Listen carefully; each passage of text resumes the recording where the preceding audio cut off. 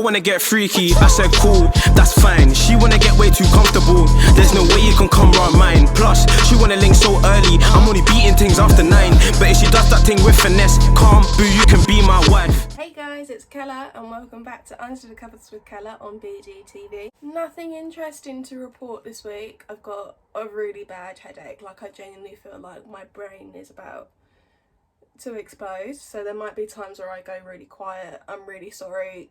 Maybe I'll add subtitles, maybe I won't. Maybe you'll have to guess what I'm saying, but it's just fucking hurting. I did for an energy drink. That was interesting. You wouldn't believe I'm turning 22. Just gonna say is that black don't crack. As you can probably tell, I look about 12 years old. So last week I spoke about toxic relationships and it got kind of depressing towards the end, I noticed. Sorry about that. But like I said, I'm gonna cover all aspects of relationships, and sex. Lots of sex. I'm kind of getting bored of talking about sex for the moment. So I thought, let me just cover some different areas. This week I'm talking about red flags. So people that don't know what red flags are, I'm kind of hoping that you all know what red flags are. It's kind of just like the do's and the don'ts in what you're looking for. I really don't like it when somebody is really dramatic. I'm allowed to be dramatic. I'm a very dramatic person. But if somebody that I'm with is just as overly dramatic as me, it's just like, oh, this isn't fun no more. So again, this week I have taken to the lovely people of Instagram, as I found that the Instagram questions, they worked really well the last time I done this, and it was quite good to see how other people's minds worked and their do's and their don'ts within a relationship. What is the ultimate red flag for you? So obviously everyone's got different ultimate no's. So example, mine's being overdramatic and being disrespectful. Some people, it could just be poor hygiene. So that's one thing that I kind of wanted to see. One pattern that I did notice though is that a lot of people said lying, which is a good thing. Nobody likes a liar. Nobody likes a bad liar. I'm a terrible liar, so I can't lie. Like, I'll always be honest. And the only reason why I say that I'm a terrible liar is because I'm not like, oh yeah, no, like, lying is like the worst thing. I literally cannot stop fucking laughing. Like, I can't do it. Like, a couple of days ago, I had to lie for one of my friends about being an O2 customer service person, and I couldn't do it. Like, I followed this script, we went over it, she was like, you do want to go over it again? And I was like, no, don't worry, it's fine. Then my mum started asking questions that were out of this script, and I was just there like, I don't know what to say. So I was like, sorry, your connection's really bad, and then just hung up. I can't lie, I can't do it, and I'm really sorry, Madge, that I ended up lying to you. So some answers that I had included accusations and doubt your loyalty. Usually that means they're not loyal themselves, which actually is a really good point. If I've got somebody that is continuously accusing me of, oh, you're doing this and you're doing that, I know full well that that's exactly what you're doing. It's kind of like a guilty conscience type of thing. So many people said lying. So like lying about where they were was one. And again, I just don't like, even if it's like a little white lie, like there's like no need to lie. You shouldn't have anything to hide with me. Even if it's something that you know full well that I'm not gonna like, fine, fair enough, I'm not gonna like it. But I'd rather you be open and honest with me. Because even if I don't like something, then it was kind of be like, okay, well, tough, innit? Manipulation was one, and this is something that I have continuously seen, not like throughout my situationships, because as we all know, I can't keep a man for more than 5 minutes, but I have seen it in relationships that my friends have been in, and they can't normally see. So you would find that you're arguing a lot with your friends, because it's kind of like, don't you realise that he's doing this? And then they're like, no, he's only doing it because he's upset and he's angry, and then they'll form like 101 fucking excuses for that guy. But I think now that we're kind of older, a lot wiser, so yeah, I just think we're a lot wiser to manipulative behaviour, which is good. Don't always have to study psychology to see a prick. Lack of communication, yeah, this is something that I think is quite a big red flag too. Lack of clarity and honesty, again, I think that kind of ties into like the whole lying. I don't like the whole lack of, I don't think you should be in each other's pockets every day, like messaging and texting like I'm doing this, oh yeah, no, I'm just scratching my ass right now. I don't think you need to be doing that constantly. I just think, for example, if you're planning on going out somewhere, like I've seen this a hell of a lot and I've had this like with me too. You'll be planning to go out with somebody and it'll be like, yeah, okay, we'll do it on this day at this time, and then you don't hear from them the whole day. And it'll get to the time and you're sitting there and you're waiting, you're looking all nice and dolled up and pretty, but you don't hear from them. And it was like, oh sorry, I got caught up doing something else. And it's kind of like, okay, well maybe if you communicated that with me. And I just think if you're starting to do that now, you're going to continuously do that later on, and that's just not something that I'm kind of into. Going through your phone and stuff unprovoked. Now, I can second this. I can't stand that one. I don't understand the couples that always have people each other's like passwords to like social media accounts and stuff, because it's like, you clearly don't trust that person to do all of that. But if you're doing stuff like going through someone else's phone that like early on, you need to cut your losses and go, because if anything, that behaviour is just going to get worse. If I'm seeing somebody and they're constantly on your phone, I'll be okay, like, who the fuck are you talking to? Because your Ray and Sunshine's like right here. And they'll be like, oh yeah, no, I'm just chatting to this, that and the other. Then I'll be like, all right, okay, well, fair enough. I would not then go through, because could you imagine, it's bad enough like snooping somebody's social media and finding something that you don't like. Could you imagine actually going through somebody's texts? Fucking hell. Offensive when you speak about social media. Yeah. I mean, I'm constantly on my social media. I'm not like a freak when it comes to it though, like, oh my god, I've got to post at this time and this day and things like that. But I've never understood guys that are like, oh yeah, no, I don't care about social media, so I don't understand why you should. It's kind of just like, well, people do different things, people like different things. I've never understood the whole, I've got to put somebody down in order to kind of, you know, big myself up in that sense. Like, okay, you don't post every day, good for you, what do you want, fucking Blue Peter badge? Second question that I asked was, would you ever ignore the red flags if the feelings for that person were so strong? Again, this was kind of like another advice call for me, because I kind of have a tendency of seeing so many red flags and then being like, oh yeah, no, like, maybe that's just how they are. And that's kind of like a mindset that I really, really do need to kind of get out of, because this is just ridiculous. The two answers that I gave were red is my favourite colour for yes, and fuck this shit, I'm out. And I'm glad to see that 35 people actually strong and independent, and 47 of us like to be disrespected. But then having said that, I think it kind of just depends how much you like that person. I think if you really, really like that person and you can kind of compromise, maybe that's just how they are. But I think there's kind of like, it'll get to a certain point where you kind of go like, nah, like, do you know what, enough is enough. But I think if they're kind of like minor things that you can kind of get over, then yeah, fine. I am not a bull. I don't really like the colour red. It never has suited me. It never will.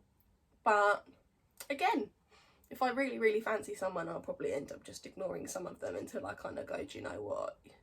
You're a bit of a prick, mate. So this time I decided to do a little bit more scenarios, just so people kind of got the questions into perspective a little bit. So this I kind of had a little bit of help with. You've been seeing somebody for a while and you've noticed that they take their phones everywhere they go. At first it wasn't a problem, but now you've noticed it happening more and more. Is this a red flag or no? Alright. I think if you've been together with somebody for a while and you're constantly taking your phone everywhere, like, it's a little bit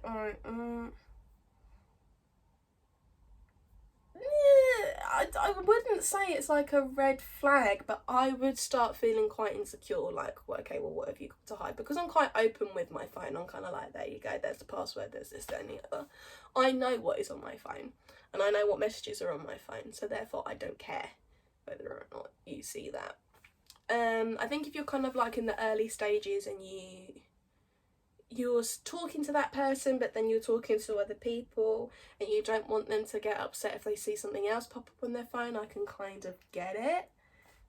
But yeah, I think it kind of just depends. 64% of you said no and 36% of you said yes. Obviously, I guess if you take your phone everywhere, because if you've got your phone glued to you, you're not really going to see what the problem is with that. How many red flags would you ignore for somebody you were interested in? It's quite funny because some people actually use this to try and shoot their shots, which obviously is just not what I asked for. Somebody said 5, somebody else said 2. Good old British Diamond said 0. Glad to see that we're all strong, independent women up in this bitch. Someone else raised a good point of like, okay, well, it depends how much I like them, which is fair enough. But then having said that, I don't think you should like compromise what you're kind of looking for. But having said that, I probably raise like multiple red flags for guys. Like, I cry all the time. I'm extremely flippant. It's quite easy to press buttons for me. I can be quite opinionated, but only if you ask for it.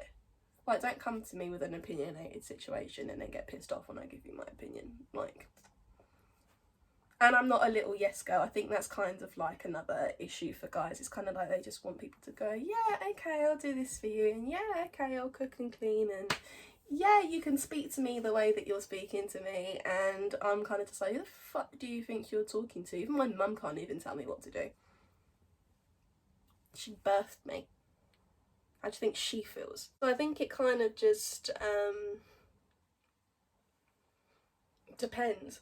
I mean, if somebody was to like really, really like me and then go, yeah, okay, she's a bit of a fucking arsehole, but I like it. I mean, who knows? You decided you want to take things to the next stage with your partner and like to introduce them to your circle of friends. All of a sudden they make multiple excuses not to do so. Would you class this as a red flag?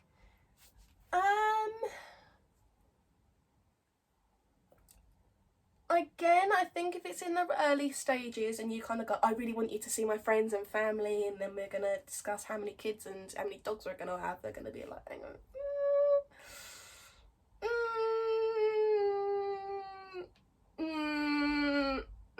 No, I'd rather fucking not.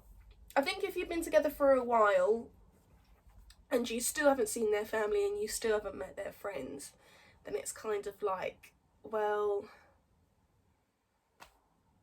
do you want to be part of me that way or not? But then again, some people might have social anxiety. Like, with my anxiety, it's kind of more when I'm on my own. I don't know what the situation's going to be like. But once I'm kind of there and I'm with people, I love people.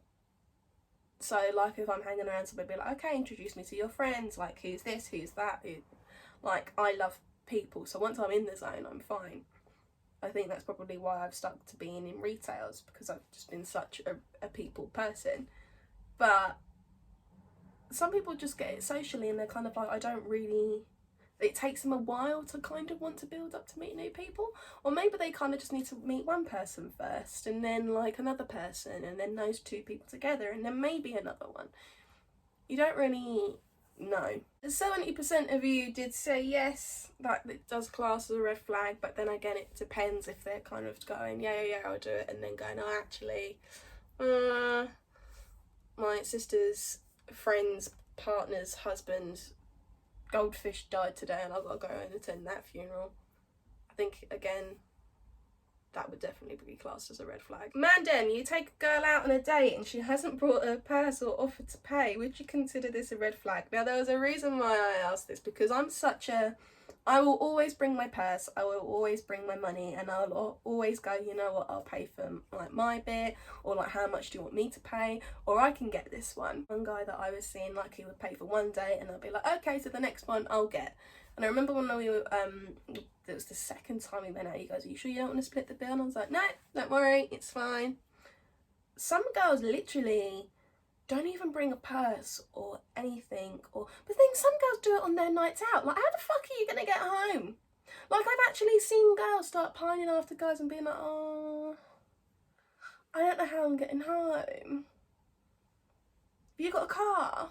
And you just think, what the fuck? What the fuck? Your mother has raised a pussy, bruv. 70% of you had said yes, which rightly fucking so. I mean,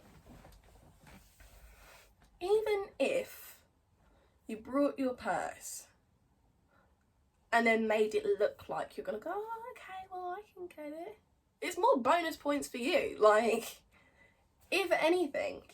30% of you said no. I'm glad to see that 21 of you like to be disrespected. Ladies, you go on a date with a guy and decide to buy some food for you both, which comes to £10. You agree to pay for it as it's no biggie.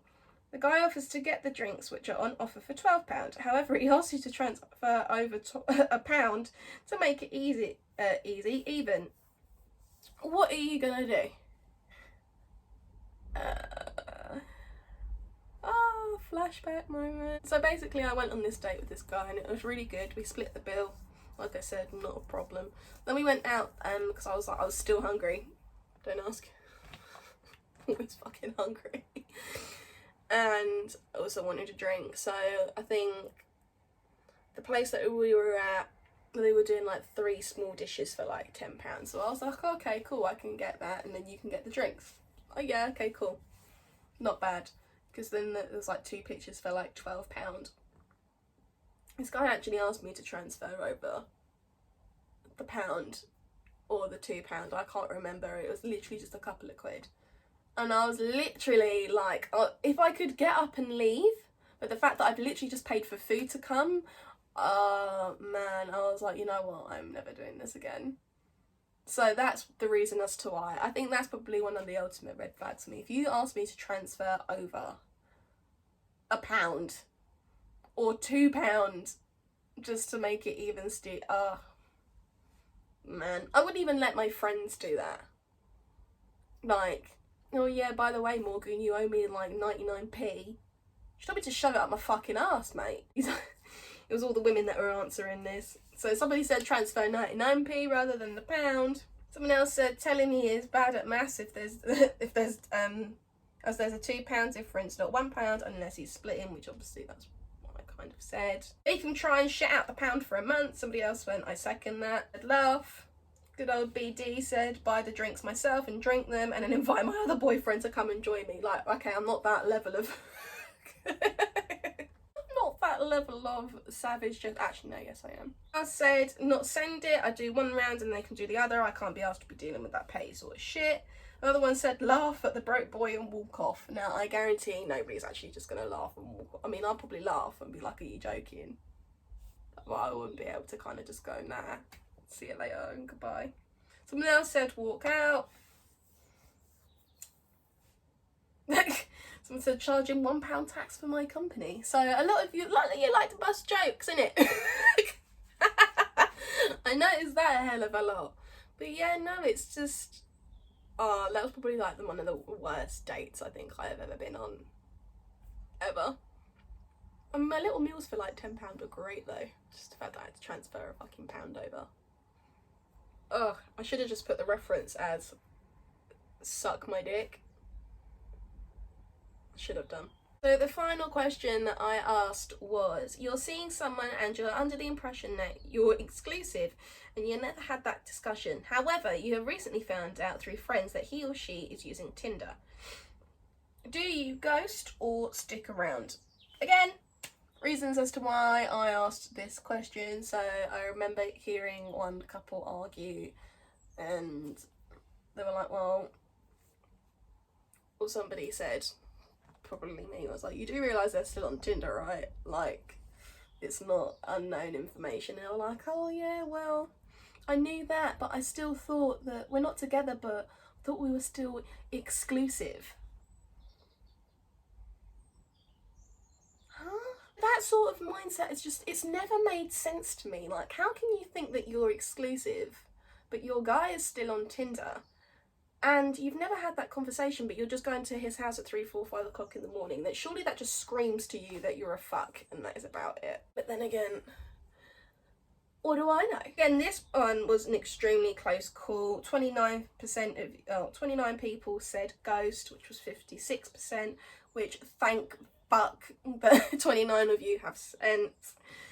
23 people. I'm glad to see again that you like to be disrespected. I remember seeing one guy and we had a bit of a fucking tiff, and we had a notification come through for Tinder. I was like, wow. I literally just deleted mine as well. I was like, do you know what? I'm gonna be good. I'm gonna get rid of mine and it's all gonna be fine. I even said to my mum, I went, Mum, I got rid of Tinder. She was like, I'm proud of you. I got rid of it for this one.